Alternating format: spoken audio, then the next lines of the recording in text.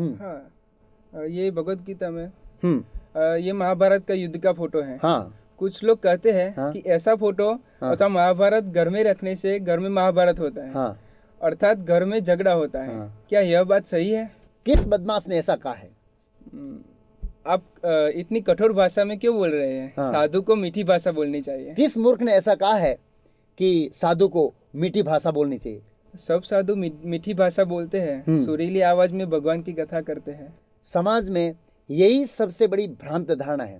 ये बहुत बड़ी गलत समझ है कि साधु को कठोर वाणी का प्रयोग नहीं करना चाहिए। ये गलत समझ है। शास्त्रों में कहा है कि साधु का जो हृदय होता है वो कमल की पंखुड़ियों से भी कोमल और पत्थर से भी कठोर होता है। साधु देश, काल और पात्र के अनुसार उस हृदय का उपयोग करता है। हम कई बार देखते हैं कि एक पिता अपने पुत्र को बहुत ही पीटता है, लेकिन उसको द्वेष के कारण नहीं पीटता है, अपितु दया के कारण पीटता है। पिता के हृदय में पुत्र के प्रति दया अथवा करुणा रहती है।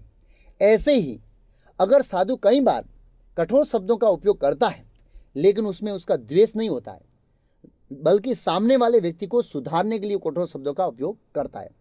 आप भगवत गीता पढ़ेंगे तो पाएंगे कि भगवान कृष्ण ने बहुत ही कठोर शब्दों का प्रयोग किया है। भगवान कृष्ण ने कहा है भगवत गीता में, अवजानन्ति मां मूढ़ा, जो लोग मुझे नहीं जानते हैं वो सब मूर्ख हैं। कितना कठोर शब्द है। ये शब्द स्वयं भगवान कृष्ण बोल रहे हैं। आप हनुमान जी को साधु मानते या नहीं मानते? हाँ, मानता है ना। जब हनुमान जी दूत बनकर लंका गए तब रावण के साथ कैसा व्यवहार किया? क्या हनुमान जी ने ऐसा कहा, हे रावण महाराज, मैं आपके चरण स्पर्श करता हूं, मैं आपको हाथ जोड़कर विनती करता हूं, आप सीता माता को लौटा दीजिए? या हनुमान जी ने कठोर शब्दों में रावण को चुनौती दिया, हे दुष्ट रावण, माता सीता को लौटा दो, नहीं तो तेरे साथ पूरी लंका का नाश कर दिया जाएगा। मैं आपसे पूछ रहा हूं कि हनुमान जी ने कैसा व्यवहार किया रावण के साथ? कठोर शब्दों में रावण को चुनौती दिया। हाँ, और हनुमान जी ने युद्ध करके लंका का नाश किया, फिर भी आप उसको साधु मानते हैं? हाँ, मानता हूँ। क्यों मानते हैं? क्योंकि रावण ने अधर्म का कार्य किया था। हाँ, मैं इन साधुओं को बदमाश और मूर्ख शब्द का प्रयोग इसलिए करता हूं कि ये लोग भी समाज के लोगों को गुमराह करते हैं। ये साधु लोग, जैसे आपने प्रश्न पूछा कि महाभारत के युद्ध का जो ये फोटो है ये घर में रखने से झगड़ा होता है, ऐसी बात फैलाने का कार्य बोगस साधुओं का है, दुष्ट साधुओं का है। ऐसी कई सारी बातें हैं जो शास्त्र में नहीं है, जैसे गीता सार, जो हुआ अच्छा हुआ, जो होगा अच्छा होगा, हाँक मारता जा, कार्य करता जा, मदद तैयार है। ऐसा वाक्य गीता में नहीं लिखा है, लेकिन बदमाश साधु ने अपने मन से ये गीता सार बनाया है।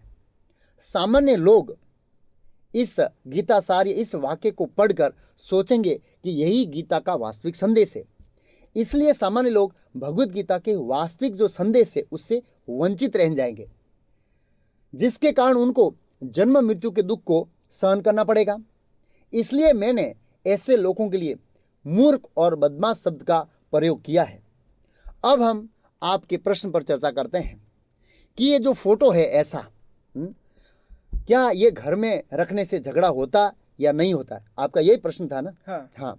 ये किसका फोटो है? भगवान कृष्ण का। क्या भगवान कृष्ण अशुभ है? नहीं है। तो फिर झगड़ा कैसे होगा?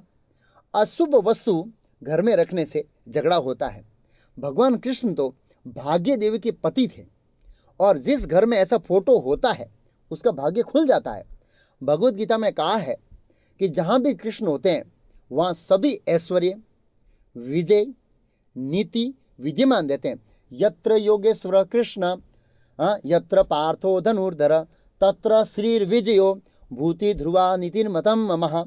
संजय कहता है ये श्लोक, जहाँ पर योगेश्वर कृष्ण है और जहाँ पर परम धनुर्धर अर्जुन है वहाँ पर ऐश्वर्य, विजय, अलौकिक शक्ति तथा नीति भी निश्चित रूप से रहती है, ऐसा संजय का मत है।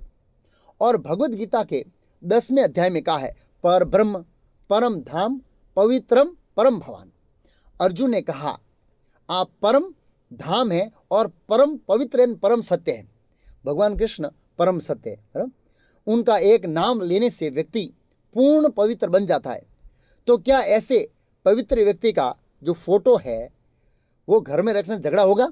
नहीं होगा, लेकिन लोग ऐसा करते हैं। हाँ, जो ऐसा कहता है वो एक नंबर का मूर्ख है।